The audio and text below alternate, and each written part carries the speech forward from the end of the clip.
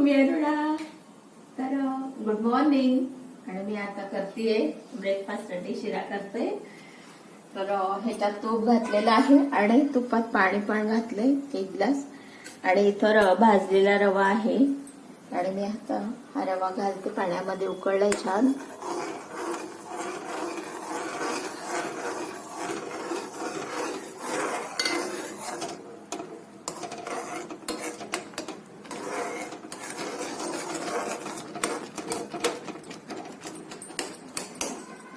हे छान असं वाफू द्यायचं चांगलं 5-7 मिनिट. आणि नंतर वरून साखर घालायची थोडीशी आपल्या अंदाजाने किंवा बरोबर मोज.